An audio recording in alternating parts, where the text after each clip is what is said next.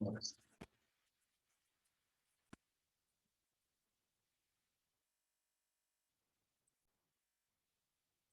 Ahora sí.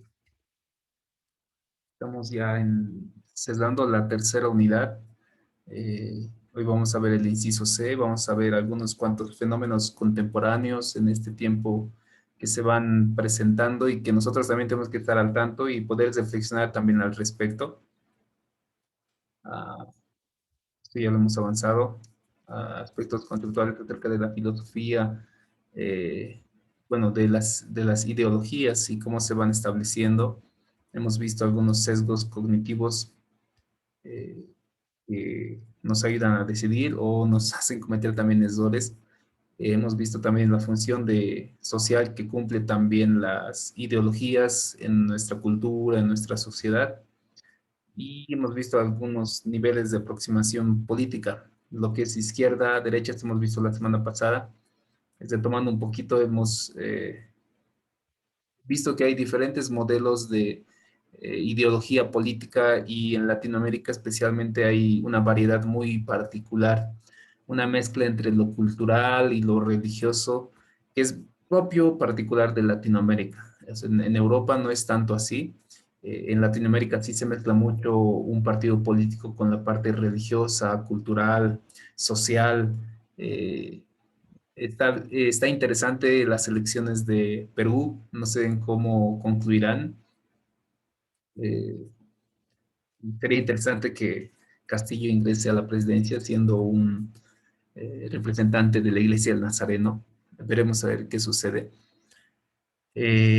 Habíamos quedado en una conclusión al respecto de que no interesa realmente una ideología o un partido político, ningún partido, sea de izquierda o sea de derecha, sea de una línea autoritaria o de una línea liberal, va a poder resolver las necesidades sociales, económicas, políticas que tiene un país. Es muy difícil que una ideología lo pueda resolver. Nosotros entendemos como cristianos, ¿por qué no ocurre eso? Porque en cualquiera de las ideologías que se presenten, el ser humano por naturaleza, por su naturaleza caída, por su constante inclinación hacia el mal, a corromperse, a delinquir, a robar, a engañar, a, a hacer acciones corruptas en una gestión de gobierno, sea de derecha o sea de izquierda. O sea, no podemos decir, no, los de la derecha sí que son los más ladrones, o los de la izquierda, no, o sea, no hay ningún partido, e inclusive partidos que se hacen llamar, entre comillas, cristianos, justamente hoy vamos a analizar un poquito de eso, que van en nombre de Dios o en nombre de la Biblia o en nombre de alguna fe, de la misma manera, o sea, suelen cometer actos ilícitos en una gestión de gobierno. Entonces es importante reflexionar al respecto, que no hay un partido político, no hay una ideología política buena, ideal. Algunos tratan de, de hacer una especie de símil o una especie de parecido entre el comunismo con el cristianismo, e incluso dicen de que Jesucristo era uno de los primeros comunistas, pero no es tanto así. Todos los partidos en el ideal, por eso se llama ideología de ideal, en el ideal se ve bien, pueden hacer geniales cambios. Sin embargo, siempre el ser humano va a ir errando en ese proceso. Hemos visto este mapita ideológico en América Latina hasta el 2019, en donde hay diversos cambios que van desarrollándose en nuestros países latinoamericanos, pero no cambia en gran manera la situación económica, la situación social de nuestra gente. O sea, podemos decir que sea de izquierda o sea de derecha, no ha hecho una gran diferencia. Entonces vemos ahí que tal vez para este último tiempo, de alguna manera la derecha tiene una gran presencia en Latinoamérica. Hubo un tiempo, en el tiempo de Evo Morales, de Bachelet, de diferentes líderes, Kirchner Cristina Fernández de Kirchner en Argentina, que han hecho una coalición muy interesante en Sudamérica, pero sin embargo no cambió significativamente la situación de nuestros países. Hoy, bueno, el año 2019 también hubo un cambio muy interesante en el ámbito político, donde ingresaron también partidos de la derecha, pero tampoco hubo un cambio significativo en nuestros países. Al contrario, tal vez, por lo menos en nuestro país, se ha notado un deterioro visible en el aspecto económico, influenciado también por la pandemia, por el COVID, pero empeorado por los actos de corrupción. Hemos visto la semana pasada, para los que no estaban presentes, y vamos a ver un poquito acerca de los fenómenos sociales contemporáneos. Miren esta frase que dice, cuando falla la organización, se suele echar la culpa a la ideología. Cuando falla una organización, se suele echar la culpa a la ideología de Lenin, un personaje muy importante en el ámbito de las ideologías en el mundo. Eh, entonces, ¿cómo está nuestra organización? Posiblemente nuestra ideología personal. O sea, incluso podemos, tomando un poquito de esta frase, podemos decir cuando algo falla en nosotros, cuando algo falla en nuestra realidad personal, debería analizarse un poquito nuestra propia ideología.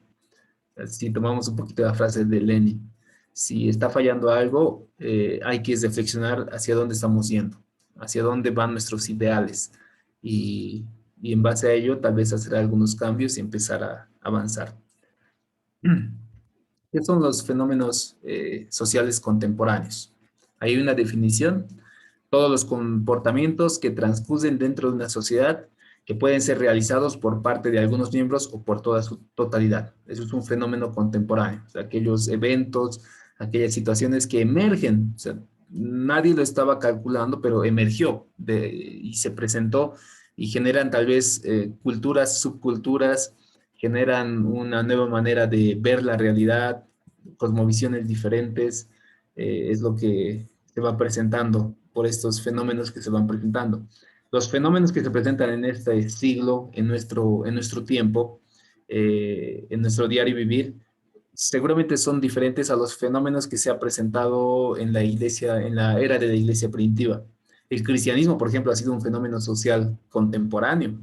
La gente quedó fascinada con aquellos personajes que se hacían llamar cristianos y que estaban teniendo una manera diferente de comportarse. Estaban teniendo unos comportamientos que, como dice ahí, transcurrían dentro de la sociedad, afectaban la sociedad y afectaban para bien. Ese fenómeno, o sea, no podemos distinguir si es que hay fenómenos, todos son malos o dados, hay fenómenos que van para bien, como en el caso del cristianismo en la historia, que afectó en su origen de manera buena. Se ayudaban a las viudas, se ayudaban a los huérfanos, había sanidades. Me van a avisar si se me escucha entrecortado porque acaba de salir un mensaje donde dice su internet está un poco inestable, debe ser que se está nublando o algo así. Miren este gráfico, mis hermanos, al lado derecho, un gráfico de jerarquías que habla mucho de la realidad económica social y de los fenómenos también que se presentan en la sociedad. Hay una clase que sostiene toda esta jerarquía, la clase trabajadora, la clase que se sacrifica, que lleva a la carga todo, que lo interesante es que incluso llevan banderas de algún partido, de algún líder. Es bien particular, no sé si a ustedes les llama la atención, a mí me causa mucha gracia que en redes sociales se agarren a discusiones muy fuertes por algún líder político, sea Evo Morales, sea Yanine Áñez, sea Fernando Camacho, sea quien sea, sean masistas o pititas. Hay gente que agarra así una bandera de algún partido político, de algún líder religioso, perdón, no religioso, algún líder político, y empieza a levantar esa bandera sin darse cuenta que en la realidad, en un sentido, ellos están así en una jerarquía de todo ese escalafón muy baja y que incluso esa defensa ni el mismo Evo Morales lo va a felicitar y va a decir, uy, gracias por las discusiones que has ganado por mí y me siento muy feliz. No, nada, o sea, uno empieza a discutir al aire muchas veces. En redes sociales lo que uno hace, por eso uno tiene que meditar bien lo que escribe. Yo les aconsejo, más adelante vamos a ver un poquito de redes sociales. Mediten bien a lo que escriben porque queda como una huella grabada histórica en las redes sociales. Eh, yo lo que suelo, a veces escribo, o sea, me da ganas de escribir, les pone, "Bah, escribo un buen tanto y luego lo leo y luego digo, ¿tendrá sentido de que lo publique? Eh, ¿Tendrá algún beneficio? Yo mismo obtendré algún beneficio si lo publico o al contrario, me ganaré un enemigo o alguien que no, por no pensar como yo. Entonces, suelo votar, casi siempre suelo votar todo lo que escribo, pero escribo, o sea, me desahogo. Escuché eso de Abraham Lincoln en el libro de Cómo ganar amigos e influir sobre las personas de Dale Carnegie menciona esta historia, que tenía él una costumbre de escribir, o sea, de más o menos a un tipo de desahogo. Él agarraba un papel y escribía, o sea, y tal vez con todo un enojo, porque había una batalla que habían perdido entre el norte y el sur, y justo el general había fallado en el sentido de que había dejado escapar a su enemigo, y podían ganar en esa ocasión, pero los dejaron escapar. Y Abraham Lincoln escribió una carta y con mucho enojo, llamándole la atención, quién sabe, con mucha ira le escribió la carta. Y dice que simplemente la dobló y lo dejó ahí en el escritorio. Cuentan que cuando Lincoln falleció, entre sus cosas se encontraron esa carta. O sea, la carta que nunca se envió, pero que Lincoln le había escrito. Tal vez él meditó, vio la carta y dijo, ¿tendrá sentido de que le escriba? Posiblemente no. En los escalafones sociales o cosas así, o sea, es muy interesante esto. O sea, hay una clase burguesa que está sostenida por una clase social más baja, ahí vienen tal vez las fuerzas armadas, los religiosos que tienen cierto poder, y vienen ahí los millonarios, los reyes y reinas. Es muy interesante que todavía sigan existiendo reyes y reinas que se consideran especiales sobre la gente, que ellos son los divinamente elegidos, ellos se lo creen, les aseguro que se lo creen, que son los divinamente elegidos para reinar y tener ese nombre de rey de España, rey de Inglaterra. O sea, hay todavía eso en esta era, pese a que todos somos iguales. Para Cristo todos somos uno. Estos fenómenos vamos a analizar y comentar un poquito. Me gustaría que puedan comentar ustedes al respecto. Primero, el totalitarismo. Aquí hay una definición. Es cuando una persona o un partido se afirma como cabeza de una nación y por eso se azoga por sobre todos los mecanismos de división de poderes. Este fenómeno ha ido ocurriendo por muchos años. Eh, Grandes modelos como el de Hitler, Lenin, en Latinoamérica el movimiento al socialismo, eh, La Habana, Cuba, Fidel Castro, Venezuela, Chávez, que de alguna manera como líderes tratan de absorber todos los poderes políticos que tiene una nación. Y eso es muy peligroso en democracia, entendiendo de que somos países que están gobernados democráticamente. ¿Cuándo se concluye o termina la democracia? Cuando existe el totalitarismo, cuando tú tienes todo el poder y no hay nadie que te pueda hacer una oposición. Ahora ahí algunos tal vez debatirán y dirán, pero no es que tenemos una buena oposición, por lo menos en el país, en nuestro país, no hay una buena oposición pensante que sepa oponerse, pero a lo que corresponde, no solo oponerse por oponerse, es un aspecto muy peligroso. En la Alemania nazi empezó bien el nacionalismo alemán, liderado por Adolf Hitler y por Goebbels, que ha sido uno de sus pensadores ideológicos en Alemania, que le hicieron creer y finalmente se lo ha creído completamente a Hitler, que tenía una especie de toque divino para poder liderar Alemania e incluso liderar todo el mundo. Y se hicieron y se hacen cuando existe el totalitarismo muchas aberraciones, muchas cosas malas. Hay una película, les voy a buscar el título, no recuerdo, tal vez alguno de ustedes lo ha visto, es un experimento igual social tipo la película que vimos de El Hoyo.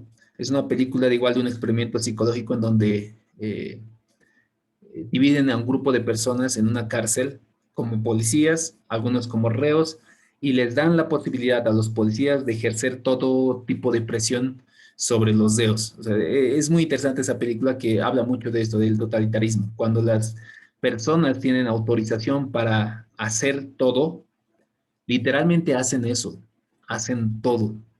Sea malo, sea bueno, ya no tienen el control de sí mismos. Hay estudios científicos muy interesantes, disciplinas incluso científicas muy interesantes como la ponerología se llama, del poder, ponerología, en donde se habla acerca de las personas que enferman de poder.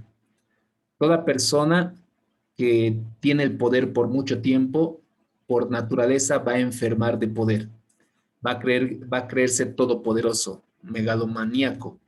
Y tal vez ocurrió con muchos líderes en Latinoamérica y en el mundo al creer que tienen todo el poder. Muy peligroso.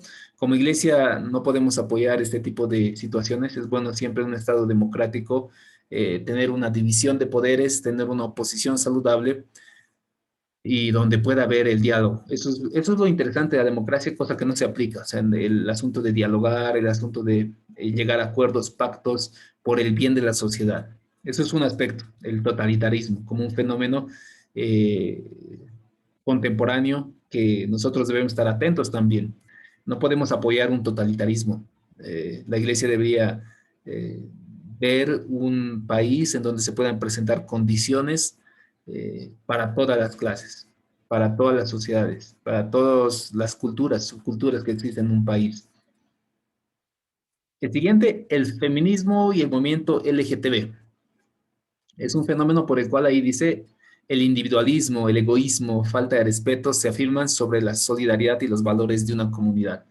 Esto está cobrando con mucha fuerza en Latinoamérica, países como Argentina, México, Chile, en donde los movimientos feministas han ganado buen terreno. Hay un discurso que les animo a que lo busquen de el presidente de Rusia, Vladimir Putin, acerca de estos movimientos. Busquen, no sé, búsquenlo como Vladimir Putin habla acerca del feminismo y el LGTB. Y su perspectiva es muy interesante, o sea, él saben que él es cristiano, o sea, no es un cristiano católico ni un cristiano evangélico, es un cristiano ortodoxo.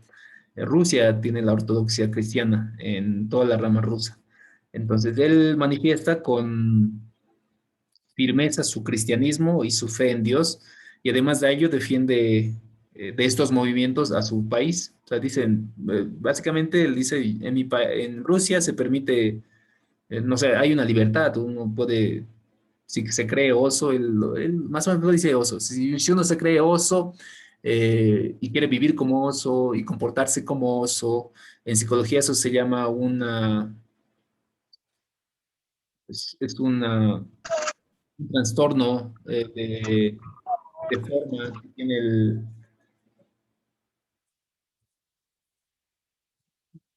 bienvenidos todos. Y él dice, está bien, se puede comportar como oso, sin embargo, no voy a permitir que esta persona quiera convencer a todos que también son osos. Eh, y habla también de un aspecto de reducción de la población como movimiento. Y tiene su lógica, para mí es algo muy lógico, que este tipo de movimientos feministas que apoyan el aborto libre, para todas las personas, a todas las mujeres, y que además también el LGTB promueve de alguna manera las relaciones homosexuales, que sí, sí o sí a la larga van a generar una reducción de la población en gran manera, y además de un libertinaje, Sodoma y Gomorra.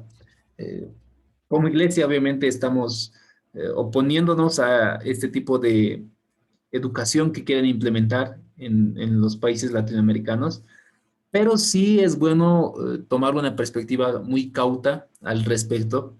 Entendamos de que un homosexual en cuestión de pecado es tan pecador como un mentiroso, como un alcohólico, eh, como un adúltero, como un fornicario, está en una condición de pecado. Eso no implica, o sea, nosotros hacemos ministerios en la iglesia, ministerios para apoyos a los alcohólicos, hay iglesias que tienen ministerios para apoyos para personas que se han divorciado, adúlteros, eh, personas que están en adicciones, hay ministerios y los tratan con mucho amor, mucha paciencia, esperando de que el Espíritu Santo pueda obrar en sus vidas.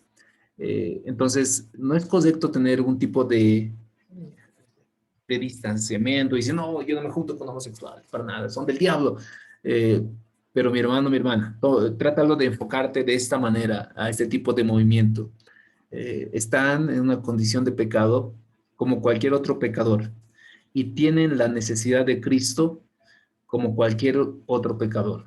Y nosotros como iglesia estamos llamados a predicar el Evangelio a toda criatura que necesite de Cristo. Y todos lo necesitan. Entonces, tratemos de ver siempre desde ese enfoque, el ver tal vez algunos videos en YouTube en donde pastores, líderes religiosos tienen fuertes choques, eh, debates sin sentido muchas veces. Nunca vas a poder convencer. Yo creo que es bien difícil que puedas convencer a un pecador a través de la razón, de sus actos. Eh, es muy difícil eh, que tratar de convencer a través del amor que Cristo nos ha dado, del amor que nosotros podemos tener a todas las personas. Ese es el camino para mí más sencillo, más fácil, y que también el Señor nos ha venido a compartir. Comparto mucho con Wesley, que tenía también esa misma visión de el amor perfecto, de amar a nuestros hermanos, a nuestro prójimo como a nosotros mismos. No solo el prójimo es nuestra familia, nuestra iglesia, sino el prójimo es el homosexual, el travesti, la feminista, son nuestros hermanos en Cristo. Bueno, no nuestros hermanos en Cristo, son personas que necesitan de Cristo y que pueden ser parte también de la iglesia en algún momento. Solo Cristo puede hacer esos cambios. Así que es un fenómeno que se está presentando en esta última década con mucha más fuerza. Lo bueno que en Bolivia todavía somos una sociedad eh, muy conservadora, se podría decir, especialmente en la parte andina. Somos muy conservadores. Sin embargo, tomen en cuenta de que aquí a una década esto se va a ir naturalizando. Es la manera como trabajan este tipo de movimientos. Cuando hay algo aislado, lo primero que tienes que hacer es tratar de naturalizarlo, volverlo normal, entre comillas, normal. Eh, lo presentas en películas, lo presentas en dibujos animados, lo presentas en noticias, generas personajes muy carismáticos que representen ese tipo de movimiento. O sea, ustedes sabrán en novelas, en películas, personajes que representan el homosexualismo y son presentados como héroes inclusive, y eso se va generando una naturalidad. Tomen en cuenta que nuestros hijos de aquí, cuando ellos ya tengan 15 años, que hoy por hoy están en sus primeros años, van a ver el homosexualismo y una persona homosexual como algo natural, normal, y que se tiene que respetar sus leyes. Y está bien, o sea, es interesante analizar eso de que se debe respetar sus derechos, o sea, como toda persona tiene derechos. Sin embargo, recuerden que los derechos de uno terminan donde empiezan los derechos de otro también. Entonces, lo primero que se hace es naturalizar. Una vez que ya está naturalizado, se hacen campañas en pro de ello y se los hacen ver como que son los afectados. Ese es el ciclo normalmente de introducir algo que no es bueno dentro de una sociedad o quieres introducir cualquier tipo de pensamiento. Lo naturalizas, lo vuelves como una persona que está siendo afectada, una persona frágil, débil, que necesita protección y finalmente lo impones en una sociedad. Ese es el ciclo que se llega a poner y lo puedes aplicar en todos los aspectos, incluso en el ámbito cristiano también. Naturalizas el cristianismo que tal vez en un punto histórico era algo no bueno, luego con Constantino se vuelve natural, se impone finalmente. Eso, sobre el feminismo y el LGTB. Éxodos e inmigración. Aquí tenemos una imagen. eh, si no me equivoco, estos son de salvadoreños que han ido migrando hacia Estados Unidos el 2019, que estaban yendo a principios de año, 2018 finales también, una gran masa, un gran éxodo. creyendo de que tal vez en Estados Unidos va a haber mejores condiciones que en su propio país. Venezolanos hoy por hoy vemos con naturalidad en nuestro país, en Perú, en Chile. Muchos ya generan un mal testimonio en el sentido de que delinquen, se asocian y generan inseguridad en la sociedad. Pero es un fenómeno, la inmigración. Son los procesos ahí, la definición, por los que una parte importante de una población abandona un espacio físico, habitualmente por motivos económicos o políticos, y el momento en el que los habitantes de un país deben ir a vivir a otro. Esto genera también una, un fenómeno muy interesante en nuestros países porque se generan nuevas culturas, se adoptan nuevas costumbres, incluso afectan el ámbito de salud, afectan el ámbito económico. El Estado ahora tiene un nuevo ente en su sociedad que tiene que tratar de apoyar, o sea, esa es la función del Estado. Y puede ser que este ente trate de aportar. Por ejemplo, el boliviano cuando migra a otro país suele ser bien valorado, por lo menos es lo que me han comentado siempre los bolivianos familiares que yo tengo, y incluso ustedes. O sea, entre un boliviano, un peruano y un argentino, siempre prefieren contratar a un trabajador boliviano porque trabaja fuerte, duro, desde temprano, como está osando y quiere mandar dinero a su país, ni siquiera sale a fiestas escasamente, eso se dedica a trabajar, trabajar, trabajar, trabajar. Puede ser honesto, sencillo, bien obediente, está en su cultura, más si es de la parte andina todavía. Son personas, trabajadores bien valorables. O sea, en una cultura generan un tipo de cambio económico. El boliviano andino es la referencia que se tiene, tanto en Chile, que he escuchado, y tanto en Argentina también, y en Brasil. Pero hay otros tipos de personas también que tienen ya una reputación. Por ejemplo, hoy por hoy, muchos venezolanos no quieren ser recibidos en Chile. Hay un fuerte conflicto al respecto. Quieren ser expulsados, quieren expulsar. De la misma manera en Perú. De alguna manera todavía no se percibe tanto en Bolivia, pero solamente de aquí tal vez a un tiempo vamos a estar escuchando esa incomodidad de decir expulsen a los paisanos venezolanos. Nuestra responsabilidad de la misma manera. Recuerden que es un mandamiento del Antiguo Testamento el recibir al extranjero. Uy, qué difícil, ¿verdad? Ese es un desafío bien importante. Había normas del Antiguo Testamento muy particulares. Las cosechas, no se tenía que cosechar todo hasta limpiar toda tu cosecha. Tenías que sí o sí sobrar algunas, para nosotros vamos a poner surcos, líneas de nuestra cosecha, para los extranjeros, para la viuda y para el huérfano. O sea, había un mandamiento especial. Entonces, miren, implicaría eso de que nosotros sepamos de nuestros ingresos, saber separar dinero para los extranjeros, viudas y huérfanos. ¿Lo hacemos? Bueno, no. Tal vez no todos, tal vez nadie, pero es un desafío importante, reflexionando en la Biblia. El extranjero, ¿y cuál era el mandamiento para Israel especialmente? Decía, porque ustedes en algún tiempo fueron extranjeros en una tierra en la cual no era suya. Por esa razón dice Jehová que tengan el cuidado para con el extranjero, para que ustedes recuerden de qué momento ustedes fueron extranjeros en la tierra que no era suya. Ese es el mandamiento de Dios para el cuidado del extranjero. Seamos siempre amorosos con este grupo de personas hoy por hoy que tal vez están padeciendo la tristeza, ¿no? Ver, eh, eh, yo veo por lo menos al caminar por la ceja muchas familias íntegras de venezolanos o de otros países que han llegado a nuestro país para tratar de pasarla o algunos, quién sabe, dicen, no, pero son flojos y tienen así algunos comentarios, no, que no quieren trabajar y que solo se dedican a pedir y nada más. Y bueno, a pesar de ello, igual es nuestra responsabilidad como iglesia, es una responsabilidad que tenemos. Otro asunto interesante, identidad, moda y arte. Otro aspecto que es muy particular en este tiempo, acerca del, primero, identidad. ¿Quiénes son ustedes, mis hermanos? En el incenso que posiblemente se vaya a desarrollar en estos años, ¿Cuál va a ser tu identidad? Aymara, mestizo, español, no sé, blanco, negro, mulato, eh, cristiano, zoquero, K-popero, zapero, villero, andinista. Uy, o sea, es una mezcla que se presenta, que genera también una crisis en nosotros como individuos.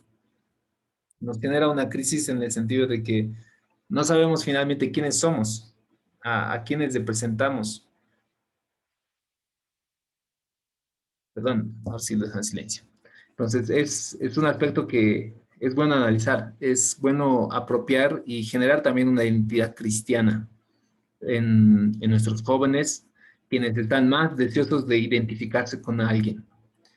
En los grupos de adolescentes es donde uno más tiene que trabajar este aspecto, de generar identidad. ¿Han notado que muchos de nuestros adolescentes suelen vestirse más o menos de esta manera? O sea, hay entre nuestros adolescentes, yo veo a veces pilleros, rockeros, K-poperos, eh, punks sí he visto, hip hop he visto, eh, hay también aquellos de la secta de la sana doctrina, también he visto como una tendencia, como un grupo de identidad. La iglesia tiene que presentar y proponer grupos de identidad a los jóvenes y adolescentes especialmente. Ya como adultos, poco nos afecta esto. Como adultos ya hemos conformado una identidad cerca de entre los 30 40 años, solemos ya formar una identidad propia. Ya sabemos quiénes somos, a dónde vamos, qué es lo que hacemos y de qué manera vivimos, aportamos dentro de la sociedad. Sin embargo, un joven, esa es la diferencia entre un joven y un adulto. La diferencia es la identidad. Ese es un concepto de psicología del desarrollo humano. ¿En qué momento uno se da cuenta de que ya ha dejado de ser joven y ahora es un adulto en que tiene su propia identidad? No hay nadie que, o sea, te dicen, digamos, nos supongamos que te has identificado con una moda, no sé, de vestirte con trajes, algo así. Y viene alguien y te dice, oye, ¿no te caen los trajes? Ah, no me interesa, me siento bien con trajes. Entonces, esa fortaleza, esa estabilidad que tú tienes en tu yo, en tu identidad, es el hito para entender de que ya eres una persona madura y adulta en el desarrollo humano. Entonces, es bueno trabajar en el aspecto de identidad dentro de nuestra iglesia, generar una identidad cristiana para los jóvenes, grupos muy importante para este tiempo, porque esto va asociado también a lo que es la moda. ¿Quién propone las modas? ¿Alguna vez se han preguntado? Hay algunos que están más atentos a las modas que otros, y las modas son cambiantes. Yo recuerdo que en mi adolescencia había un tiempo en que estaba de moda los pantalones polones así grandes, que, en la parte inferior yo veía algunos jóvenes así. Bueno, yo nunca podía estar a la moda, pero sí veía así algunos. Después vinieron ya los chupines, los peinados también, había un tiempo de cabellos largos. Hoy por hoy está de moda, ya he visto que está de moda las colitas con mucho cabello hacia atrás. Entre los varones, comento, ¿no? No, nunca vi la moda entre las mujeres. Pero es cambiante, ¿verdad? Pero esta moda normalmente suele empezar por algún tipo de personajes que generan representatividad.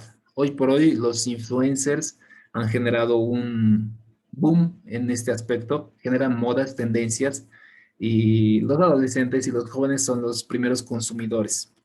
Entonces, hay líderes, hay personajes que generan tendencia, cristianos. Es preocupante, ¿verdad? Que nos cuesta mencionar y pensar y decir, ay, ¿quién? ¿Qué líder joven genera tendencia? Entonces ahí nosotros como líderes estamos llamados para generar tendencia desde desde el cristianismo. Y eso es algo importante y necesario. De alguna manera hay influencers, por ejemplo, Juan de Montreal que trata de hacer algo de influencer, pero bueno, tiene su estilo, ¿no? Puede ser debatible, analizable. No genera una influencia cristiana, entre comillas, sino más una influencia de un buen humor, un humor sano.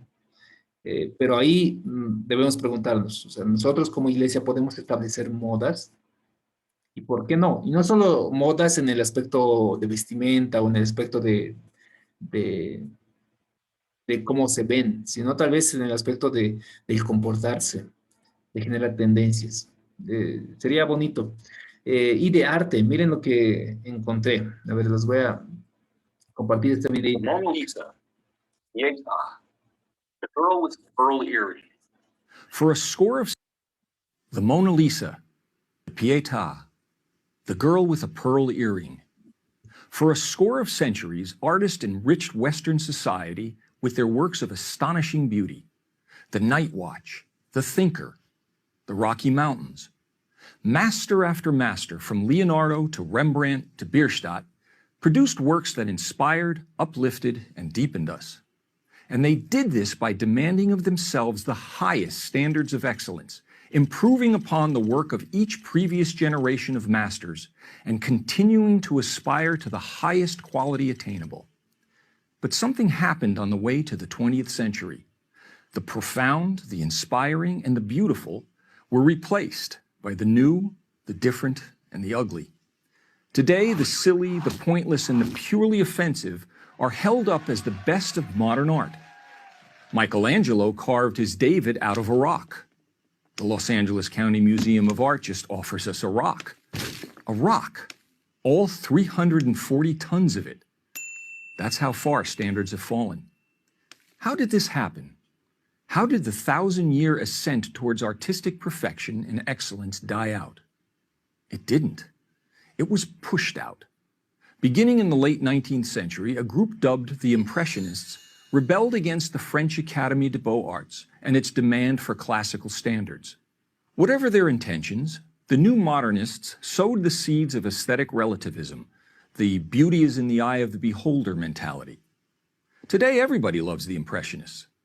And as with most revolutions, the first generation or so produced work of genuine merit. Monet, Renoir, and Degas still maintained elements of disciplined design and execution. But with each new generation, standards declined until there were no standards. All that was left was personal expression. The great art historian Jacob Rosenberg wrote that quality in art is not merely a matter of personal opinion, but to a high degree objectively traceable. But the idea of a universal standard of quality in art is now usually met with strong resistance, if not open ridicule. How can art be objectively measured? I'm challenged. In responding, I simply point to the artistic results produced by universal standards compared to what is produced by relativism. The former gave the world the birth of Venus and the dying Gaul, while the latter has given us the Holy Virgin Mary, fashioned with cow dung and pornographic images, and Petra, the prize-winning sculpture of a policewoman squatting and urinating, complete with a puddle of synthetic urine. Without aesthetic standards, we have no way to determine quality or inferiority. Here's a test I give my graduate students, all talented and well-educated. Please analyze this Jackson Pollock painting and explain why it is good. It is only after they give very eloquent answers that I inform them that the painting is actually a close-up of my studio apron. I don't blame them. I would probably have done the same, since it's nearly impossible to differentiate between the two. And who will determine quality is another challenge I'm given. If we are to be intellectually honest, we all know of situations where professional expertise is acknowledged and depended upon. Take figure skating in the Olympics, where artistic excellence is judged by experts in the field. Surely we would flinch at the contestant who indiscriminately threw himself across the ice and demanded that his routine be accepted as being as worthy of value as that of the most disciplined skater. Not only has the quality of art diminished, but also the subject matter has gone from the transcendent to the trashy. Where once artists applied their talents to scenes of substance and integrity from history, literature, religion, mythology, etc., many of today's artists merely use their art to make statements, often for nothing more than shock value. Artists of the past also made statements at times, but never at the expense of the visual excellence of their work. It's not only artists who are at fault. It is equally the fault of the so-called art community, the museum heads, gallery owners, and the critics who encourage and financially enable the production of this rubbish. It is they who champion graffiti and call it genius, promote the scatological and call it meaningful. It is they who, in reality, are the naked emperors of art. For who else would spend $10 million on a rock and think it is art? But why do we have to be victims of all this bad taste? We don't. By the art we patronize at museums or purchase at galleries, we can make our opinions not only known but felt. An art gallery, after all, is a business like any other. If the product doesn't sell, it won't be made. We can also support organizations like the Art Renewal Center that work to restore objective standards to the art world. And we can advocate the teaching of classical art appreciation in our schools. Let's celebrate what we know is good and ignore what we know is not. By the way, the white background you see behind me is not simply a white graphic backdrop. It is a pure white painting by noted artist Robert Rauschenberg at the San Francisco Museum of Modern Art.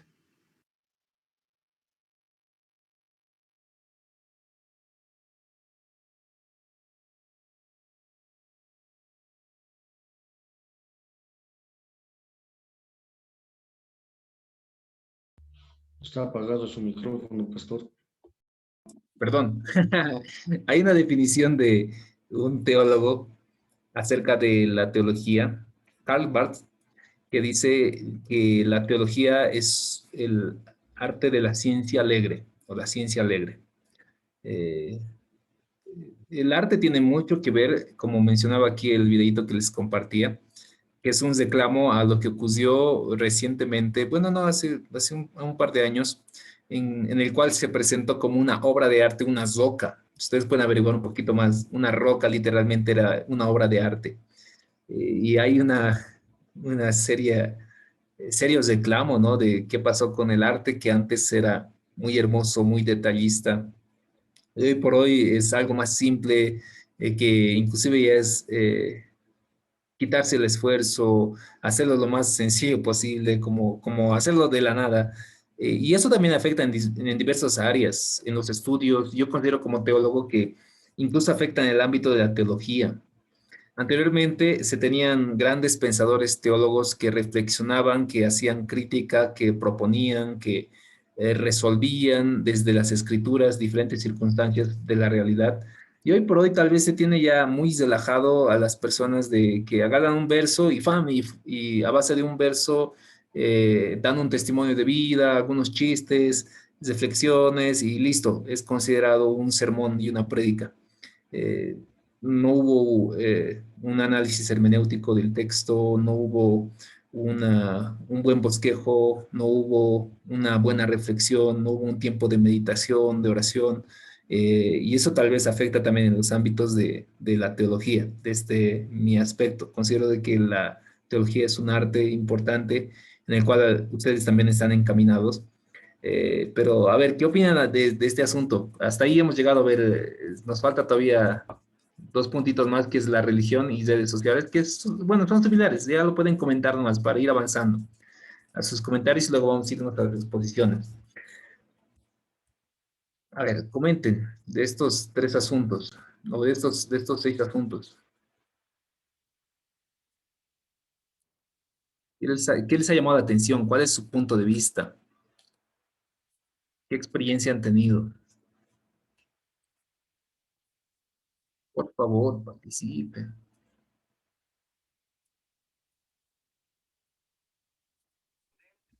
Pastor, ¿Cómo estás, hermana Tati? Tú siempre sabes más joven. a ver, yo les voy a contar mi experiencia hablando sobre arte, museos. Soy fanática de los museos, me encanta todo lo que sea arte, cultura, siempre participo. Y aquí en la ciudad de La Paz hay lo que es en la calle Jaén, o más conocido como la calle de las Brujas. Existen, si no me equivoco, 4 museos. Uno que es del oro, creo que es, o de la plata, la casa de Pedro Domingo Murillo, la de la Guerra del Pacífico y la otra no me recuerdo muy bien, pero hay 4 museos. Y antiguamente iba, visitaba, siempre veía quién de nuevo puede traer el museo. Actualmente pasé, hace 2 semanas atrás fui también nuevamente y vi que todo estaba cambiado ya. ya estaba casi en abandono. Y había cosas que antes las señoritas mismas que te explicaban cómo había surgido y todo de dónde provenía el metal y todo eso, y ya no había, o sea, las vasijas ya estaban cambiadas por algo real o hecho recién. Y, y me ha llamado mucho la atención al decir, porque es un museo y debería mantenerse las vasijas o aquel metal, por más viejo que sea, entonces debería mantenerse y no debería cambiarse. Y llamó mucho mi atención, hasta incluso en la casa de lo que es Pedro Domingo Murillo, y lo propio. Hace tiempo atrás, la cama donde dormía, sus frazadas eran de una manera, de un material diferente.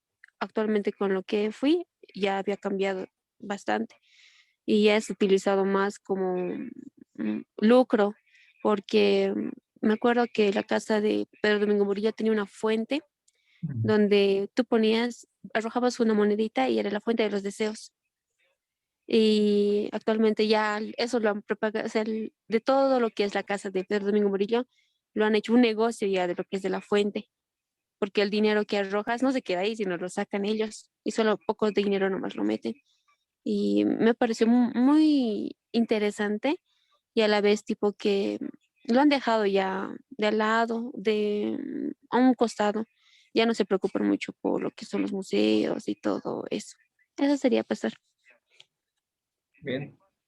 Hay un relativismo que es una tendencia también en este tiempo de que todo es relativo, ¿no? El arte, la ciencia, el amor, la pareja, la familia, es relativo, no hay absolutos. Eso es una corriente de pensamiento desde el humanismo.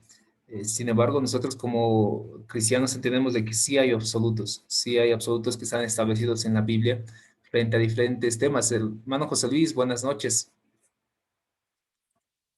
te escucho. Buenas noches, pastor. Buenas noches, amados hermanos y pastores que están en esta clase. No, algo que me llamó la atención, pastor, ¿no? Con respecto a lo que es la ideología de género, ¿no? Hace 3 o 4 años atrás, por parte de Compasión hubo un retiro. Fuimos invitados, muchos pastores fueron ahí y entre ellos yo fui el afortunado en haber ido ahí a participar en un retiro de puro pastores, ¿no? Y ahí se tocaba un punto muy, muy importante. Ya por informaciones anticipadas, ellos decían de que se va a levantar un movimiento de lo que es los LGTBs, si no me equivoco. Y nos decían, ¿no? Nos hacían pensar mucho en la situación en la que se estaba encontrando en ese tiempo el país. Porque si bien antes estaban manifestándose personas con un deseo hacia un sexo, hacia el mismo sexo, no era tan notorio, pero en ese retiro de pastores nos decía que ya hay una ley que se va a aprobar y que ya va a ser libre el que manifiesten, el que se vistan las personas, que se manifiestan los gays, que se manifiesten las lesbianas. Era, era bien, parecía no ser tan real, ¿no? Y nos preocupaba y nos decía en ese momento, ¿qué es lo que van a hacer ustedes?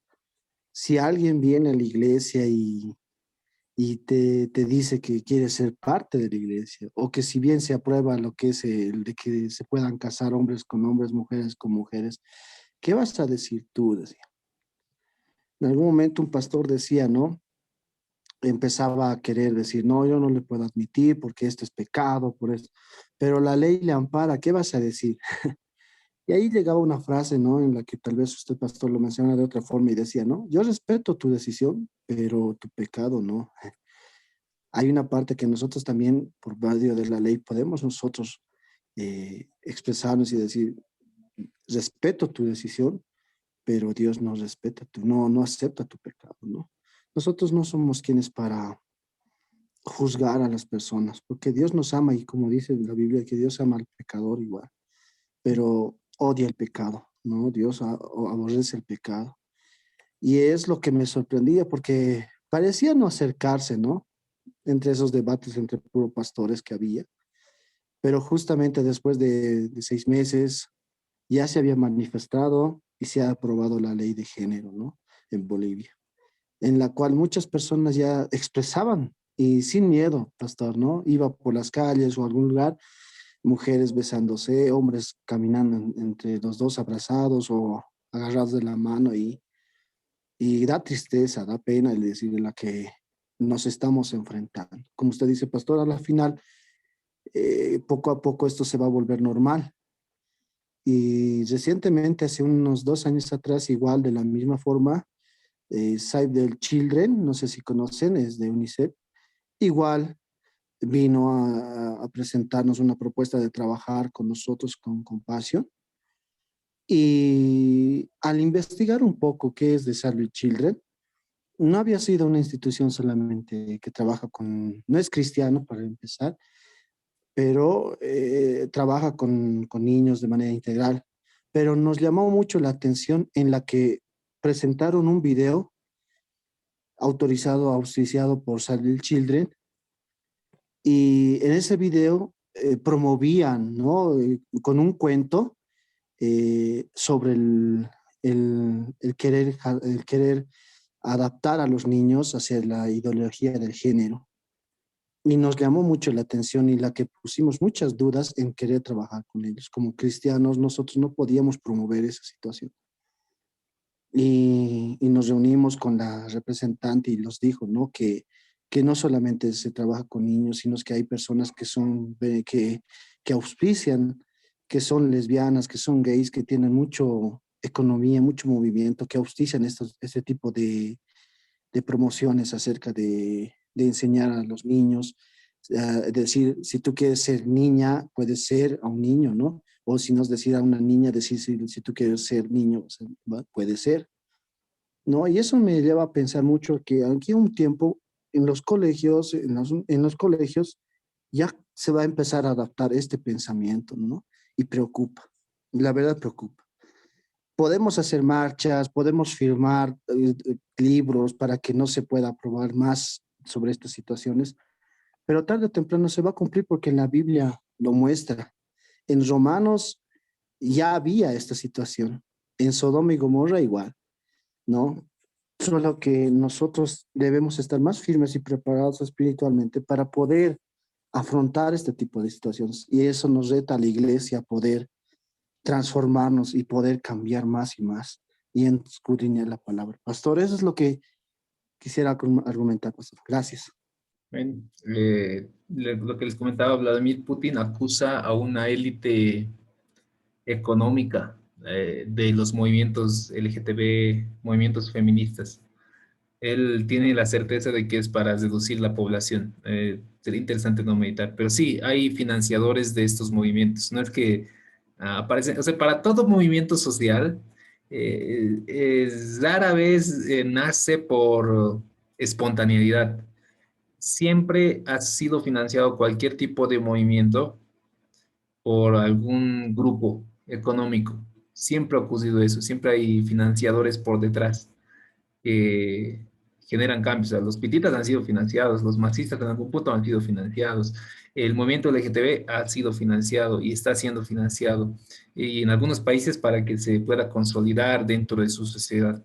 Los fines ya pueden ser económicos, políticos, sociales, inclusive religiosos. ¿Algún comentario más para pasar tal vez a las exposiciones en esta noche, si alguien quiere hacer? Vamos a... Pastor, buenas noches. Noches, hermana Carolina. Tal vez comentar sobre el punto 3, ¿no? Un comentario que usted hizo y me dio vueltas en la cabeza de la, los inmigrantes, decía, ¿no? De que nosotros deberíamos de ayudar, deberíamos de incluso separar una parte para ayudarlos, pero me pongo a pensar en estos tiempos, se ha vuelto tan complicado. En el caso mismo de los venezolanos, mucha gente ha tratado de ayudarlos, no todos, pero sí los han hecho quedar mal, ¿no? Porque de pronto a las personas que han tratado de ayudar los han matado, los han asaltado. Y la situación actual en nuestra sociedad esa nos pone muy difícil. En mi mismo trabajo, a mí me tocaba caminar por lo que es la Buenos Aires, lo Justus, y hay muchas personas, tanto del Perú, colombianos y peruanos, colombianos y chinos incluso hay, que siempre están buscando, más que todos los venezolanos y los colombianos son los que están buscando tal vez limosnas, ayuda, pero a mí incluso ya me da miedo acercarme a ellos porque hemos visto nosotros cómo esas personas incluso tienen niños, pero da miedo, ya no se puede. Y yo veo, ¿no? Y digo, y también veo más allá ancianitos, viejitos, que tampoco están pidiendo limosna, sino están vendiendo dulcecitos, limoncitos. Y yo a veces me acerco y prefiero ayudarles a ellos porque digo, es nuestra gente, son personas que realmente la edad, las condiciones ya no dan.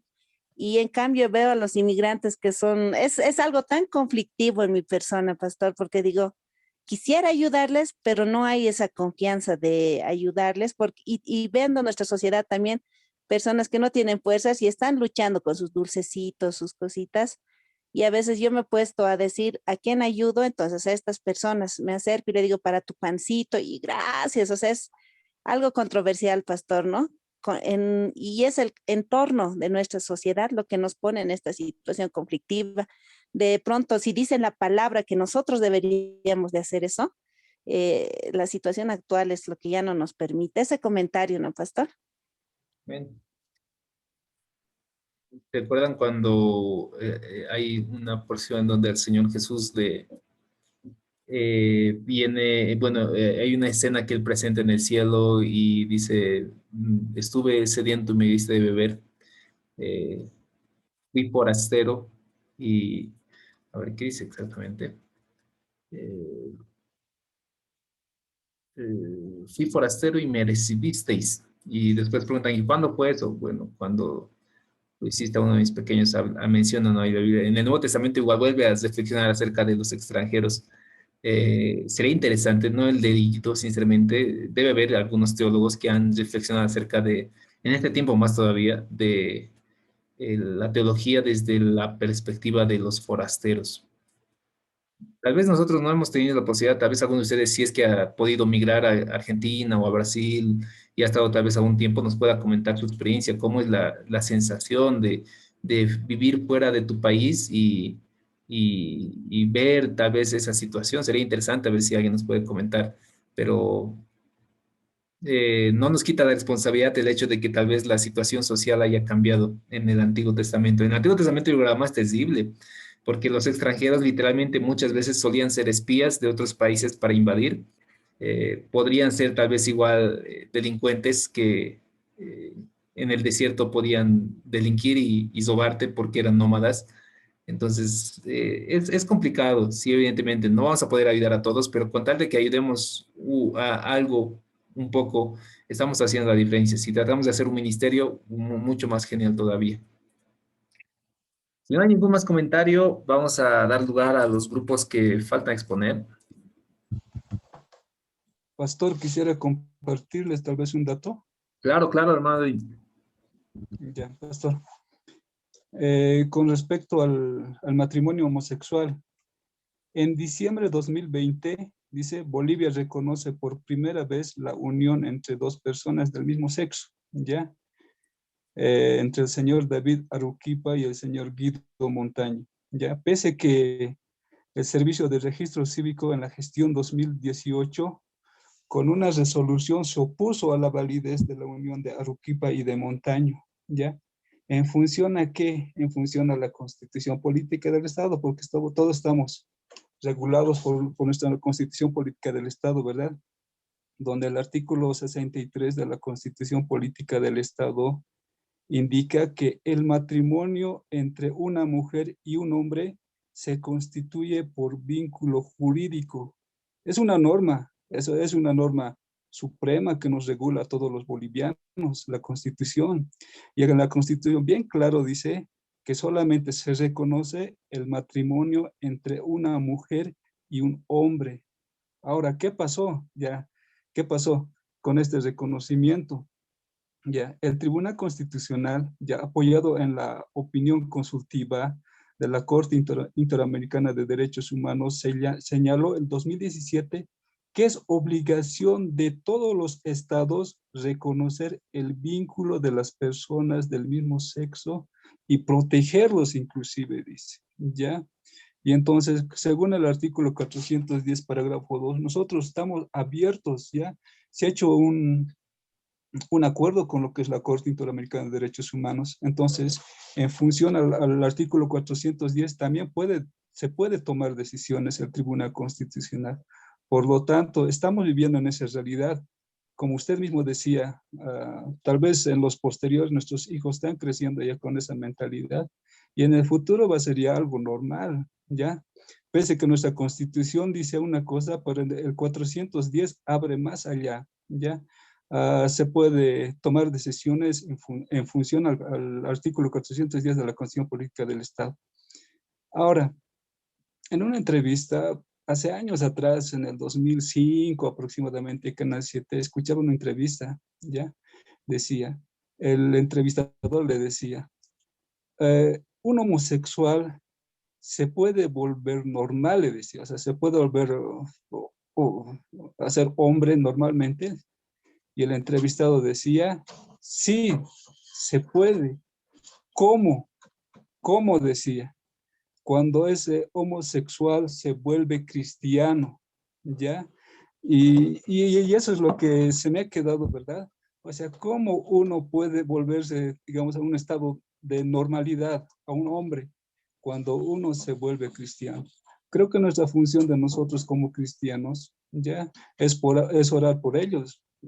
Tal vez muchas veces ellos toman esa decisión, tal vez por muchas circunstancias que ha pasado en su infancia. Algunos han sufrido maltratos desde muy pequeños, 6 años, 7 años, han sufrido violaciones, desprotección por parte de sus papás. Y hay situación, hay toda una historia detrás de esa persona. Entonces, nosotros como cristianos, creo que la palabra de Dios también dice así. Y Jesús nos ha demostrado en la palabra de Dios en el libro de San Juan, cuando todos repudiaban, ¿no ves? A una mujer prostituta, y lo que le dijo, tiren la primera piedra a aquel que está libre de culpa. Y nadie se ha atrevido de arrojarle la primera piedra. Entonces, pienso como cristianos debemos orar por todas las personas y eso, pastor. Gracias por tu aporte, Manuel Edwin. Sí, en nuestro país está esto ya legalizado, más creo por un aspecto más jurídico. Creo que lo que reclamaban el grupo de LGTB era acerca de los derechos civiles que tenían acerca, por ejemplo, de si llegan a ellos a convivir y adquieren una propiedad, literalmente a quién le pertenecía esa propiedad. Creo que desde ese enfoque ellos reclamaban un derecho de poder formalizar su matrimonio en el ámbito civil y hay incluso seguramente de aquí a unos años se escuchará tal vez matrimonios religiosos oficiados por algún tipo de denominación seguramente. Veremos qué cosas más ocurrirá más adelante. Vayamos con las exposiciones, mis hermanos. Tenemos dos grupos. El grupo G estará hermano Manuel Ali, Mana Gala Muñoz, Beatriz Copa. ¿Alguno de ustedes está? A ver, Beatriz Copa, ¿estás ahí? ¿Tienen su exposición? Ahora sí, pastor, ¿se escucha? Sí, te escucho, hermano. Perdón, pastor, hace rato quería participar. Tal vez antes de la exposición, yo soy Manuel Pastor, estamos listos el grupo. Ahí Ya. había un comentario, tal vez, pastor. No pude escuchar bien debido a mi trabajo, pero había un comentario que hacía de Juan Leslie, que decía debemos de ayudar a nuestros prójimos, o algo así, ¿no? Y hace rato mencionaba usted que Jesús se presentó, ¿no? En una casa 3 veces y no le quisieron ayudar. Tal vez me voy a basar esta parte de mi vida que he sufrido, le puedo decir, viviendo en la calle, ¿no? Gracias al Señor por la misericordia del Señor y por la oración de mi mamá, Dios me ha sacado de la calle, pero a veces se siente bien feo que nadie te apoye en esos momentos cuando tal vez tú estás, no sé, en ese momento de tal vez tomado, drogado y que nadie te extienda la mano cuando tú, evidentemente, pastor, no quieres hacer daño a nadie, pero a veces la situación de las adicciones te obliga a que tú hagas eh, un, se puede decir, ¿no? Algo malo, porque escuchaba y veía, ¿no? El video que teníamos que verlo para hoy y decían, los prisioneros de la cárcel decían, ¿no? Queremos integrarnos a la sociedad, pero ¿cómo hacemos si nos rechazan? Y es lo mismo cuando uno está en la calle, ¿no? Y yo pienso que como hermanos en Cristo debemos de apoyar. De alguna otra forma, gracias al Señor, estoy 2 años fuera de consumo. Y eso ha sido una lucha fuerte, batallando día y noche, porque integrarme a la sociedad ha sido bien difícil. En un momento no quería salir afuera porque sentía que todo el mundo me rechazaría, porque de alguna otra forma te quedan rasgos de tanto consumo. Pero mi mamá dio batalla y me dijo, tienes que volverte a integrar a la sociedad. Volver a la iglesia para mí fue algo fuerte porque yo decía, ahora, ¿qué me van a decir? He pecado, los hermanos tal vez de alguna otra forma me han visto botado en la calle, drogado e incluso tal vez robando a uno de ellos, pero el Señor cambia, el Señor restaura. Y eso mucho tiene que ver con nuestro hermano Edwin Ajata decía, la oración. Mi mamá por mí oró durante 7 años de su vida. No descansó hasta el día que yo pidiera y tocara la puerta de mi casa y dijera, mamá, necesito ayuda. Y esa ayuda, gracias a Dios, no he recibido de un psiquiatra o de otras personas, sino del Señor. He estado internado en un centro de restauración, ZEMAR, que la verdad me ha ayudado en gran manera, como escudriñando la palabra. Y es por eso que el día de hoy no tengo buen trabajo, no gano bien como tal vez antes solía ganar, pero me encanta hablar con esos jóvenes que están pasando tal vez por esos problemas. Se los conoce como los prestiadores. Yo a veces voy y me siento con ellos, ¿no? Porque mi horario de salida a veces de mi trabajo es las 8 de la noche, paso por ahí 8:30 y siempre están ahí.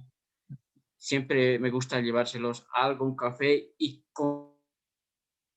comienzo a platicar con ellos. ¿Y qué les hablo? Que el Señor sí cambió mi vida. Si el Señor pudo cambiar mi vida, ¿por qué no puede hacerlo con ellos? Como hermanos, pastores, démosle la mano. A veces es bien complicado. Y esto nos pasaba hace un domingo atrás. Nuestro pastor no estaba. Gracias al Señor, estoy sirviendo como secretario de la iglesia y vino a tocar la puerta, ¿no? Cuando estábamos ya tal vez limpiando la iglesia, estábamos ahí algunos hermanos y yo dije, ucha, ¿qué ha pasado? Y se veía a lengua que era un cambita y pues que él había pasado muchos momentos difíciles porque tenía cicatrices en la cara y me comenzó a contar, ¿no? Que él había salido recién de la cárcel.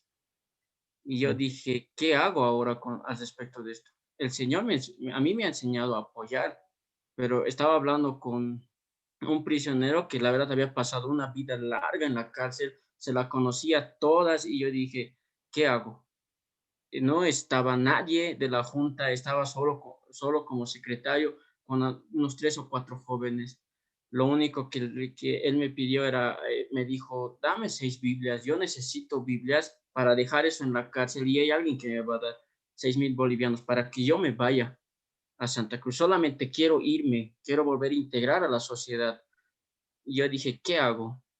Ese monto de Biblias no tenemos en la iglesia. Y dije, bueno, sabes, hermano, yo te voy a poder ayudar con lo que pueda. Entré un momento a la iglesia, vi a los jóvenes no trabajan, están estudiando y dije, ¿qué hago? Vi mi billetera y dije, solamente tengo 30 bolivianos. Fui donde él, le hablé del Señor, le dije que el Señor había cambiado mi vida. Le di ese monto y pues el anterior domingo volvió a la iglesia, pero ya no a pedir dinero, sino a pedirnos que oremos por él y que está volviendo ya a su departamento, que él no quiere volver a caer. Si nosotros no vamos a darle la mano, ellos van a volver a cometer el mismo error.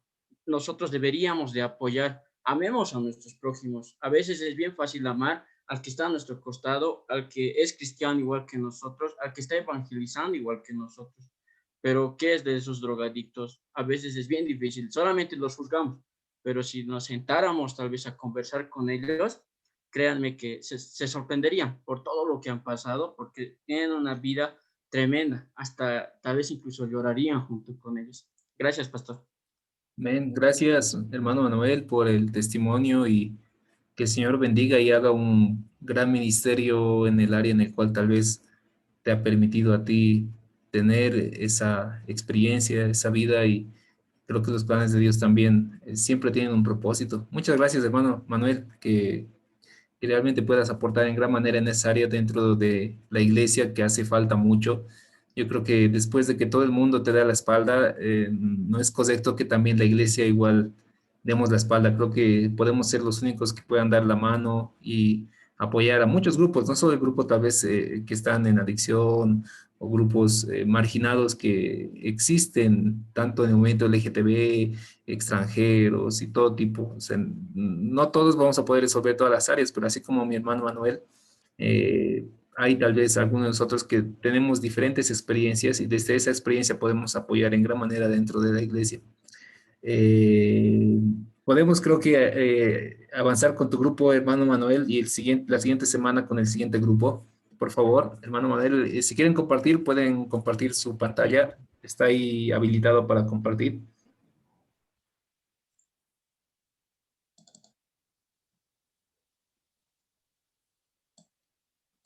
Está cargando. Ahí está. Lo Ya, vemos. creo que estamos. Ahí está. Hermana Gala, inicias. Buenas noches, pastor. Y a los demás hermanos y pastores, nuestro tema es muy importante para, son los problemas de la ciudad del Alto. Y también están como la parte de la introducción.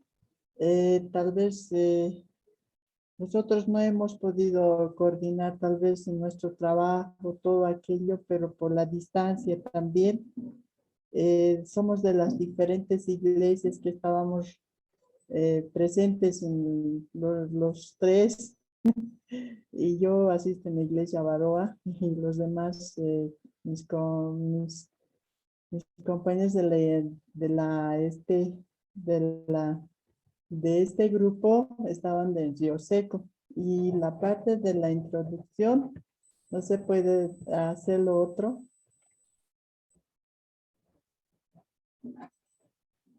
Por favor. A ver, pastor. Vamos a iniciar el tema identificando los problemas en la ciudad del Alto. Vivimos en un país, un departamento, una ciudad, donde al igual que muchos lugares tenemos muchos problemas y hemos ido identificando ciertos problemas como ser el problema demográfico,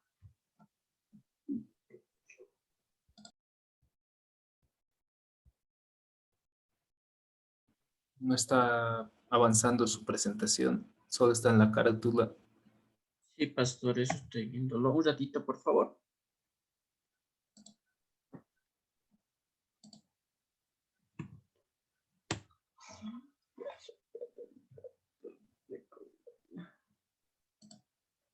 Un minuto, por favor, pastor.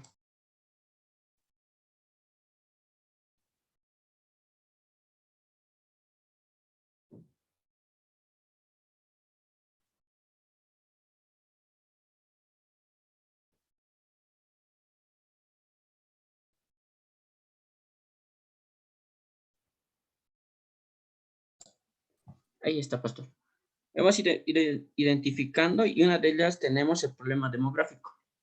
Según el porcentaje del INE, el año 2020 lanzó un aproximadamente de 943.600 habitantes y el 51% de ellas son mujeres y el 48.2% son hombres. En la cuarentena del 2020 se ha visto que ha ido aumentando con gran intensidad los embarazos a temprana edad. Es decir, que las niñas menores de 17 años, 18, 19, han sido embarazadas por parte de los novios, otros abusos sexuales. Se ha visto que ha ido creciendo de gran manera la población en la ciudad del Alto, que prácticamente está pasando, incluso se puede decir, hasta la tranca de Bilac.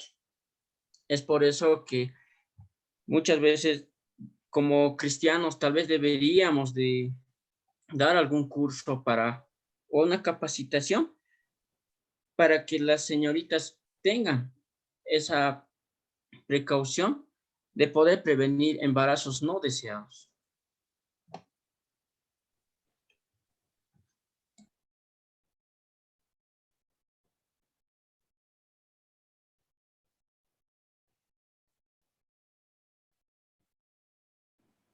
Tu micrófono se cesó, hermano Manuel. Hermana Betty, ¿estás ahí, por favor? Amén. Bueno, creo que ya me toca a mi pastor. Continuando con los problemas demográficos, tenemos también el problema ecológico. Eh, la contaminación de la ciudad del Alto es la basura, ¿no? En el Alto se recogen 600 toneladas de basura al día, solo al día, y es impresionante lo que podemos ver, ¿no? La cantidad de basura que se recoge. Solo el 5% de ellas son orgánicas, de las cuales se las separan, dicen, ¿no? Y estas son utilizadas como compostaje o como abono conocido, ¿no? La cual son destinadas a invernaderos. Y, y no solo podemos ver que las basuras normalmente en las ferias grandes se acumulan con mucha más cantidad, ¿no? En la Ceja del Alto, por ejemplo, a ver, en Satélite, en Extranca Río Seco, en la 16 de julio, esas ferias grandes que son conocidas, y hay muchos tipos de comerciantes que tal vez venden comida, qué sé yo, venden fruta o hacen jugos de naranja y las cáscaras lo botan.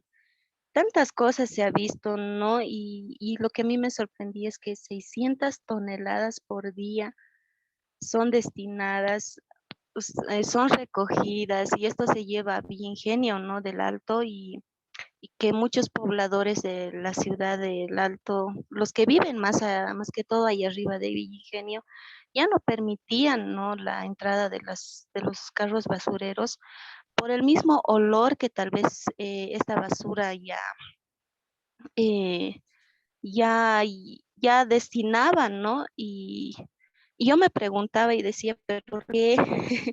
¿Por qué esta gente tal vez ha ido a vivir allá cerca de este lugar donde saben que ese lugar está destinado para recoger basura? ¿Y por qué? Y decía, a ver, tal vez era porque los terrenos ahí arriba eran tal vez muy baratos para que aquellas personas que no tenían la posibilidad de comprar acá más cerca se fueron a vivir ahí arriba, y que ahora el mal olor les está afectando, ¿no? Eso se puede ver también. La siguiente diapositiva.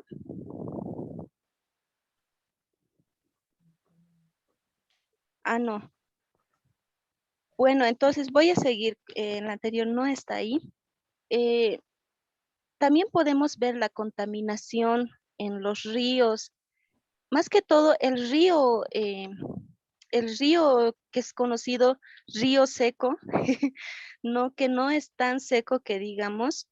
Ese río viene del Milluni, ¿no? De ahí arriba. Y si se han dado cuenta, este río del río seco, si algún momento han podido ver, hermanos, es un olor tan feo cuando te vas acercando al río, y un agua anaranjado, como que amarillento, como ensarrado, ¿no? Y ese tipo de aguas nos muestra que hay una contaminación muy grande, ¿no? Dice que arriba del Milluni hay una mina.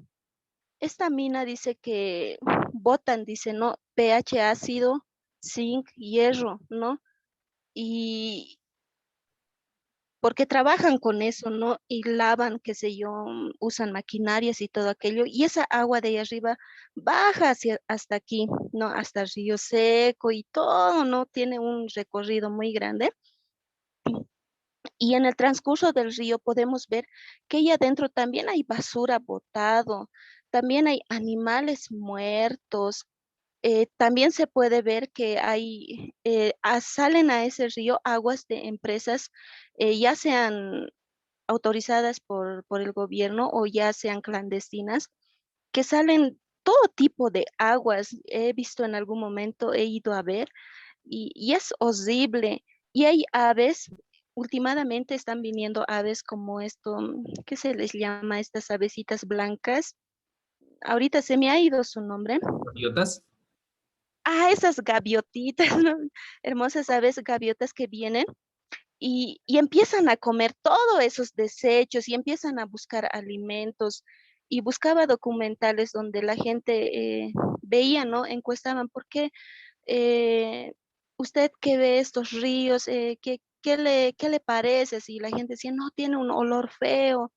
E incluso vienen animales y sus mismas necesidades hacen ahí y toda una cosa, ¿no? Y yo decía, pero ¿qué esperamos nosotros para, para no realizar tanta contaminación, ¿no? Y incluso en algún momento cuando pasaba por ahí, me paraba en esa pasarelita del Río Seco y veía que ahí adentro hacían secar cueros de, no sé qué tipos de cueros serán, pero son cueros de animales que lo hacen secar y que más arribita de allí había habido pues una fábrica que fabrican chamarras de cuero. Entonces, y yo veía, y lo hacen secar pues ahí adentro, porque como hay un momento donde está en sequía y no saben dónde, tal vez en su domicilio no tendrán un lugar para ese secar, y ahí adentro lo habían sabido meter, ¿no?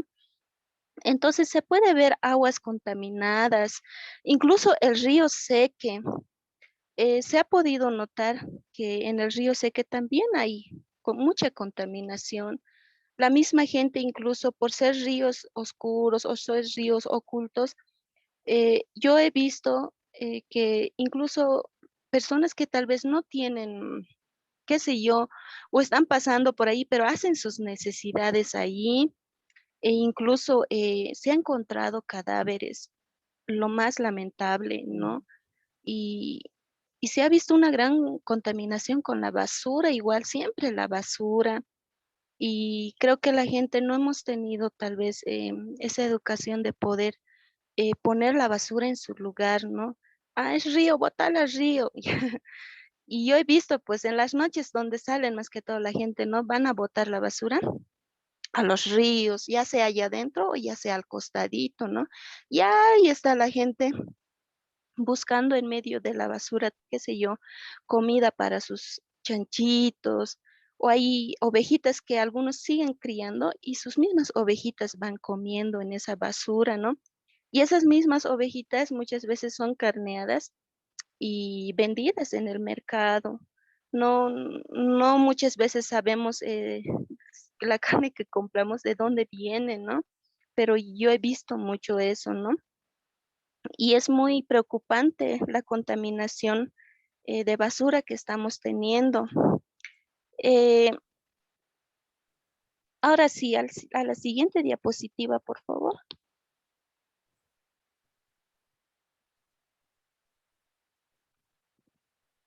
Sí, Es sobre la violencia de Hermana Gala, por favor. sí. También quiero complementar sobre al respecto de esto, sobre los problemas económicos. Eh, los problemas económicos en la ciudad del Alto también consideran que hay personas, son trabajadores, realmente madrugan muy temprano, se levantan y hacen por ese cumplimiento, por todo, por la familia, ¿no? La mayoría de sus habitantes se dedican mayormente al comercio.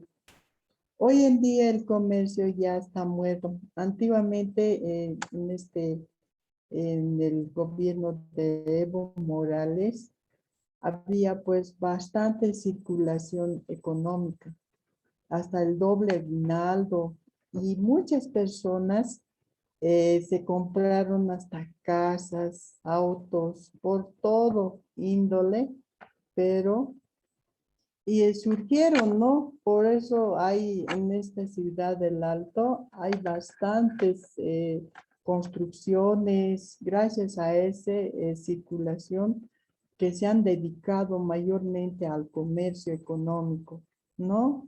Y más que han llegado pues en esta época de pandemia, ya en ese cierto, ya bajó el nivel, la parte económica. Hoy en día, hasta el comercio, hasta para ganar un pan de cada día, por 1 peso de ganancia o por 5 pesos, por no estar sentado en un lugar, así lo hacen hoy en día. La economía está un poco mal. Yo digo, no es simplemente en la ciudad de La Paz, y está en todos los lugares que esto se ve.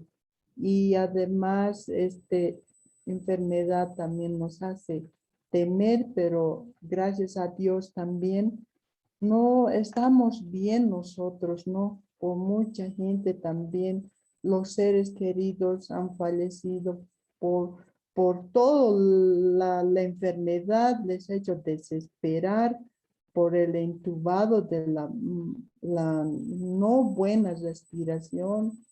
Entonces, han tenido que también elevar su parte económica hasta las farmacias, hasta una ampolla que costaba más de 600, 500 para poder subsanar la parte económica, ¿no? Y entonces la economía está hoy en día muy bajo realmente.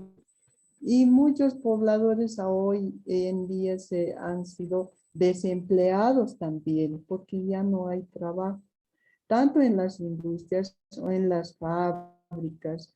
Y entonces en aquellos tiempos hasta se luchaba, porque yo que recuerdo de aquellos tiempos con el gobierno de Hugo Banzer Suárez, aquí hasta las industrias se pagaban un buen sueldo, habían hasta que horas extras se hacían y buenos pagos, ¿no? En ese gobierno. Y luego han ido después poco a poco que no había ni trabajo. Yo recuerdo con el gobierno de Boni Sánchez de Lozada que por reclamar un salario era muy mínimo la parte económica. 2 bolivianos por 100 pesos o 1 peso, y así era el aumento. Pero gracias con el Evo Morales han surgido muchos, la población se han hecho o se han dedicado bastante. Hoy en día se ve también de cualquier cosa la parte económica que les afecta, pero mayormente hoy en día también trabajan con bancos y no saben cómo pagar, y además están haciendo retroceder para que puedan abonar su parte económica. Y esta situación es muy importante también, que nosotros debemos tener también mucho en cuenta. Y yo solamente estoy yo la parte económica. Sin la parte económica nadie puede vivir bien. Y es bien importante la economía. Sí, sí, hasta familias se han separado en esta parte económica, que ha habido muchos problemas en la parte económica. No sabemos qué familias lo están pasando en estos momentos, en el año pasado, en este año. Solo sabe Dios cómo están, pero yo agradezco a mi Señor también, pero eso sería, pastor. El siguiente que le continúa, por favor. No quiero, no quiero pasar otro siguiente. No. Bueno, continuando, vamos a hablar sobre el problema político. Y como bien sabemos, la ciudad del Alto es un lugar donde hay más manifestaciones. ¿Y por qué? por la misma política. Vamos a recordar tal vez algunas manifestaciones como en Octubre Negro del 2003, aquí en la ciudad del Alto, fue encabezado por la FEJUVE en defensa al gas. No, hemos visto en diferentes lugares que hay movimientos, pero con mayor intensidad tenemos en la ciudad del Alto. Bien habían dicho los demás grupos, ¿no? El distrito 8, el distrito 14, grandes distritos que se levantan muchas veces en defensa a un político o en rechazo a un político. Recordemos el 2003, perdón, fueron a defender en defensa al gas, logrando para hacer renunciar al presidente Gonzalo Sánchez, que no pudo resistir gracias a las amedrentaciones de la ciudad del Alto y renunció. Y recordemos el 2019, que se volvió también una lucha gracias al el 2019, gracias también a Evo Morales, quienes muchos pidieron su renuncia y otros querían aún todavía que trabaje. Pues esto se convirtió en total escándalo, tanto como sabemos, ¿no? Los muertos en Sencata, la defensa de la Huipala, algunos policías hasta el día de hoy son rechazados en la ciudad del Alto. Gracias a que hay algunos policías que han bajado, ¿no? La bandera de la Huipala y ahí hemos puesto en la imagen, ¿no? Y siempre en cualquier movimiento, siempre donde gritan es el alto de pie, nunca de rodillas. El 2019 se lanzó este grito que decían, ahora sí guerra civil. ¿Por qué? Porque dijeron que estamos rechazando a un indígena como presidente. Pues algunos apoyaban y algunos rechazaban. Es donde la ciudad del Alto está concentrada, lleno de conflictos y gracias a la política. Hemos visto claramente en las redes sociales a la señorita Iris, ¿no? Cómo están también, la política está llegando, ¿no? Hasta, como dicen, una niña que ni siquiera tiene estudios, está ahí y hay otros que tienen estudios, ellos deberían de estar. Pues hemos visto que la ciudad del Alto, con nada nos conformamos, no nos vamos a conformar y esperemos que eso cambie muy pronto. Así es, continuando con el problema de la violencia. Es lamentable, hermanos, ver violencia. No sé, a mí personalmente me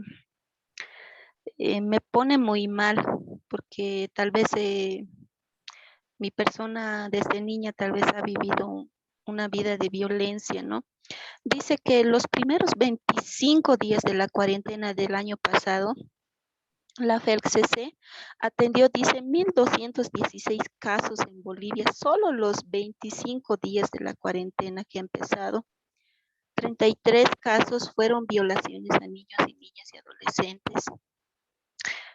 En porcentajes, ¿no? Se dice que feminicidios en La Paz han sido 7, ¿no? 32 feminicidios en Bolivia en general, 25% en Cochabamba, 22% en La Paz, 15% en Santa Cruz y 12.5% en Oruro. Es lamentable ver estas estadísticas, ¿no? Más que todo en esta cuarentena, ya que muchos han tenido que convivir más ya en casa, ¿no? Y como dicen, muchos se han empezado a conocer en casas de 100, ¿no? A convivir y padres que tal vez no tenían paciencia, han tenido que estar todo el tiempo con sus hijos, ya no los soportaban tal vez, ya incurrían a la violencia, ¿no? Y ha existido también muchas adolescentes embarazadas, ya sea por factores de rebeldía o no hay una orientación adecuada o malas amistades o que se ha visto también que los mismos padres los han juntado por muchos factores, ¿no? También se ha visto niños maltratados, lamentable, niñas, ¿no? Incluso se ha visto también mujeres maltratadas. incluso hombres maltratados, aunque no lo creamos, no puede ser en el trabajo, no hay hombres que han sido maltratados en el trabajo, hay muchos diferentes tipos de maltratos, ¿no? Violencia en el trabajo, donde uno aprovecha la humildad de uno, la necesidad de uno y bueno, pues un tipo de maltrato que hacen es tal vez, eh, si quieres ganarte un peso, tienes que trabajar más y uno por la necesidad pues lo hace, sin importar lo que tenga que sufrir, ¿no? Padres tal vez que no tienen buena relación con sus hijos o no tienen buena relación con la pareja. También se ha visto mucho la economía, eh, un desliz, tal vez embarazos no deseados, adolescentes que tal vez por alguna otra razón han tenido embarazos no deseados, no, y padres que no tienen paciencia para los hijos. Este tema sobre la violencia, pastor, a mí no sé, me conmueve un poquito porque como les decía a inicio, incluso con lo que usted decía sobre esto de la homosexualidad y todo aquello, pastor, son desde pequeñitos. Muchas veces tenemos que ponernos a analizar de que se puede detectar desde una temprana edad. Yo, por ejemplo, experiencia propia, les puedo contar, hermanos, que yo cuando era niña odiaba mucho a los hombres. Prácticamente no los soportaba. Y mi meta era ser un hombre.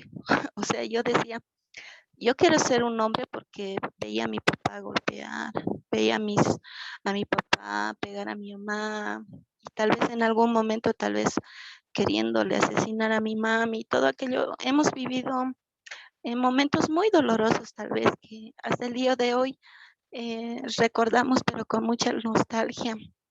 No, y yo decía, yo no quiero ser mujer, quiero ser hombre. Y trabajaba duro.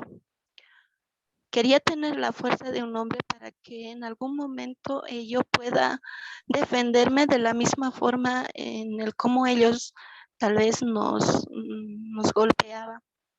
Y así fui creciendo y muchos me conocían como la chica que golpeaba chicos, porque si había un hombre que se me acercaba, yo los golpeaba y corría hasta agarrarlos y golpearlos. Y en 2 ocasiones me acuerdo que en el colegio casi me llevan a dirección por golpear a chicos porque no soportaba que me hablen, los odiaba. Y mi forma de vestir tampoco era como una dama, sino era más como tipo varonil, más o menos así, ¿no? Y tal vez muchos estaba en el CDI, en Compassion, una de las niñas, y muchos tal vez no se daban cuenta el por qué, pero sí se hacían la burla. Ah, no, ella tiene fuerza de hombre y solo le gusta golpear así, pero no sabían el trasfondo que había en mí. Pero no sé cómo, pastor, no sé cómo. Mi pensamiento era, nunca me voy a casar, odio a los hombres y quiero ser un hombre, así. Y cuando veo poco a poco, sin darme cuenta, que el Señor había estado moldeando mi carácter, había estado moldeando mi vida, y que puedo decir felizmente que el día de hoy tengo 2 niñas, tengo a mi esposo, y el Señor ha cambiado mi vida. No me he quedado con aquel trauma que tal vez haya pasado violencia y que ahora, digamos, tengo un hogar muy hermoso, tengo un esposo que me ama, tengo 2 hermosas princesas que me acompañan y yo puedo ver ese milagro del Señor en mi vida de haber cambiado y transformado mi forma de pensar, ¿no? Y creo que estamos ahí, como decía hermano Manuel, para ayudar a los demás que necesitan y darnos cuenta de si vemos algún tipo de situación, algo parecido, tratar de involucrar un poco o de poder ayudar a los demás, porque porque no sabemos lo que están pasando y mucho más en esta cuarentena que se está viendo mucho tipo de violencia y es lamentable y es muy triste ver, ¿no? Y yo solo puedo decir que Dios es un Dios grande en gracia y misericordia que es capaz de transformar vidas que nosotros no imaginamos. Y es el único que va a poder cambiar nuestras vidas, hermanos y hermanas, y que Él es un Dios tan amoroso que ha dado su vida en aquella cruz, aún por los más grandes pecadores, ¿no? Y que está dispuesto a perdonarnos a pesar de todos los errores que tengamos. Y, y puedo decir que la violencia no es la mejor solución, no lo es, ¿no? Y solo les digo que Dios les ama y que pues Dios les bendiga, hermanos. Eso es todo, pastor. Amén. Muchas gracias, hermana Beatriz, por el testimonio igual. Que el Señor bendiga. Tienen toda razón al respecto que la violencia, como hay esa frase, ¿no? Solo genera más violencia y vamos a veces repitiendo la misma historia una y otra vez. Es bueno ir cortando y con la vida del Señor siempre se puede eso en nuestras vidas. Muchas gracias al grupo, un trabajo muy interesante, muy reflexivo también. Que el Señor les bendiga. Con eso vamos a concluir el día de hoy. Solo nos queda un grupo más que lo vamos a hacer la siguiente clase. Les comento que la siguiente semana tengo reunión de la Junta de Evangelismo y eh, solo había justo el día martes, entonces me han pedido los de la Junta que podamos hacerlo en este día y les voy a enviar un trabajito igual como la última clase que tuvimos por una reunión, una ausencia. Así que van a estar atentos también. Vayan revisando igual los trabajos que deben mis hermanos, pónganse al día. Comprendo de que algunos están con ministerio, trabajo, familia, otras materias, otras carreras.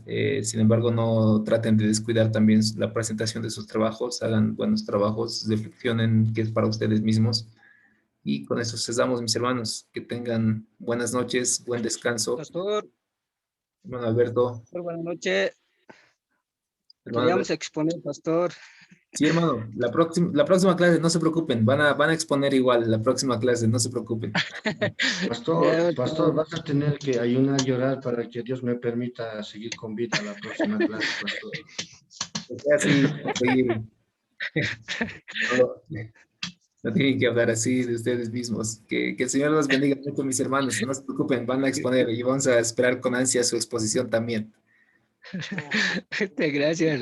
Que el Señor los bendiga, hermano Alberto, hermano Nelson, mil disculpas, la siguiente igual van a exponer. Buenas noches, mis hermanos, vamos a descansar esta noche. Voy a dar la sesión y nos encontramos pues la siguiente clase. Bendiciones. Bendiciones, Paz. Bendiciones, pastor.